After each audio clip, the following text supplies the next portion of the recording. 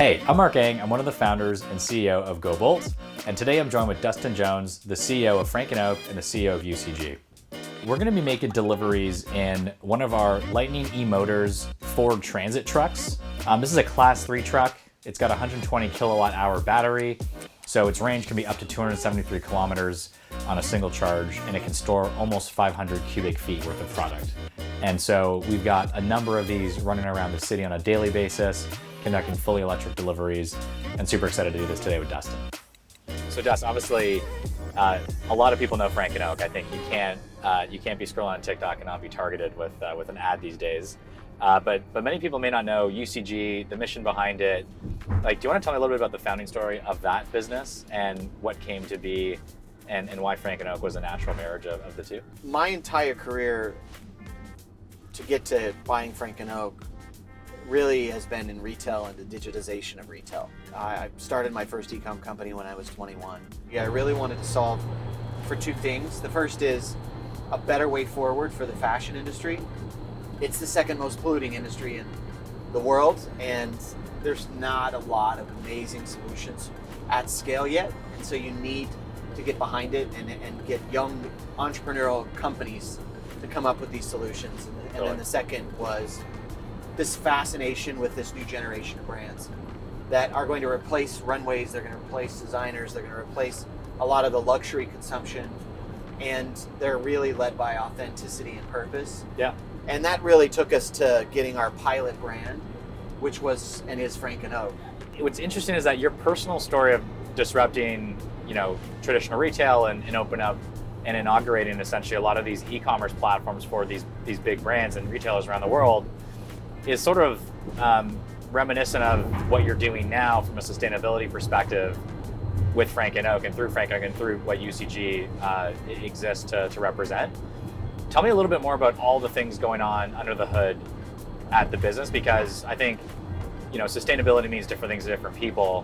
What you guys have done, I think, goes extremely deep, and I'd love to understand what's woven into the fabric of your business and how you guys operate. I always talk about Frank & Oak as the Tesla of the fashion industry. And from that, I mean, EVs have been something that governments have tried to push for a decade or more. But it wasn't until an entrepreneur came around and designed a really fast, beautiful car that was EV that consumers really started to adapt at scale. And now not only do you have Tesla, but you have every other kind. And now we have the innovation in logistics and driving a van that's going to deliver these packages. And so Frank & Oak designs these great, high quality, high fashion products that have this incredible material science that is 100% responsible. And like you said, sustainability means a lot of things to a lot of people, but ultimately, if you study the fashion industry, the thing that you'll find is that everybody wears it. I like to say we're not walking around naked in our meetings or driving naked in our cars. And as long as we do that, consumers are going to consume fashion. Sure. So the demand will always be there. So you can't just say, well, stop buying clothes. It's not going to happen. So then you say, well, then how do you solve the problem? Well, what is the composition of those clothes? And how does the composition of those clothes affect the planet? And that's kind of where we're at, is how do we design this beautiful, attractive garment that fits well, feels great, lasts forever, or almost, but then is designed and constructed in a way that doesn't harm the planet? You know what? I think there's a stigma between sustainability and trade-off, right? Sometimes you think, to be sustainable, it needs to, cost more money, or it needs to have, it might not be as quality product or as long-lasting product. This, my entire outfit right now is Frank & Oak. It is amazing, amazing stuff. It fits great. It feels great.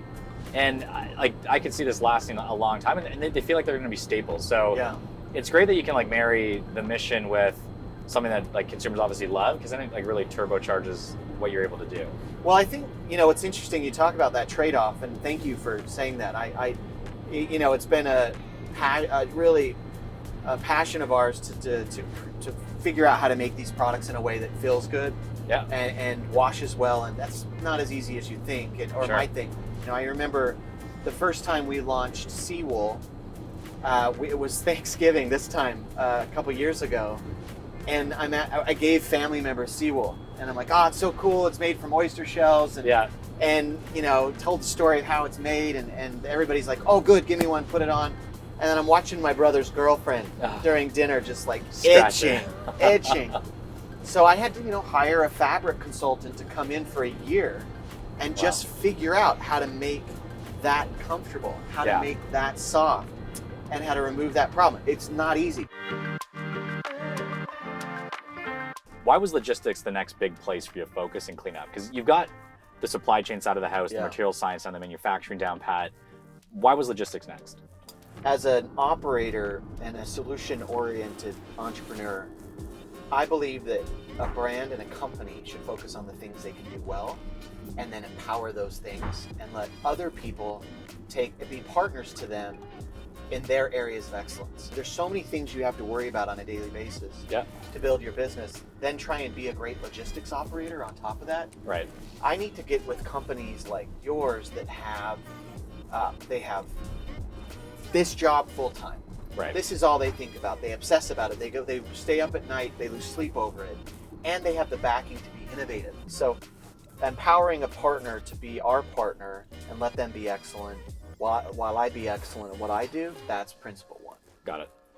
Principle two is this industry is a big part of the total problem. Right. It's the consumption. It's the daily delivery of Amazon packages that end up in your garage. And the circle of consumption isn't really going to change because convenience is generally the top choice for most consumers. And there's a certain part of doing business that requires you to live up to consumer expectations. Sure. And what impressed me so much about what you guys have done is not only are you building this logistics, this obsession with logistics and delivering that customer experience, but you're doing it in a way that's good for the planet.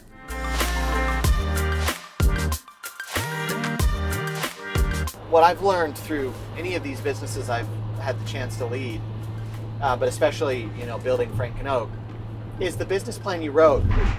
Day two is not the business plan you follow, and you're out there having to recreate the business plan all the time. And so that agility, that's just baked in. Totally. I mean, for us, it was day 700. We started off as a company that would store people's personal belongings. We had nothing to do with what we're doing right now. Wow. Our first vehicle for that company was a Sprinter like the one we're in right now, except it was a diesel vehicle, not an electric one. And we were moving people's boxes, not consumers' purchased goods. And, we just didn't want to grow old, and myself and my co-founder Heinrich, and say, hey, we invented a better way for people to hoard their stuff. It wasn't the inspiring thing they wanted to tell our grandchildren as we sat on a rocking chair and preached about our life.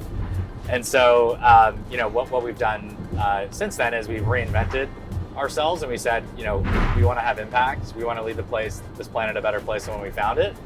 And we think we can influence that the most with supporting complex logistics systems. And that's what GoBolt helps support today. So it's not easy. You're moving bits and atoms, and there's two sides to the business that you need to concern yourself with. The traditional kind of SaaS stuff and all the products, and then obviously the physical operation, all the fun that brings.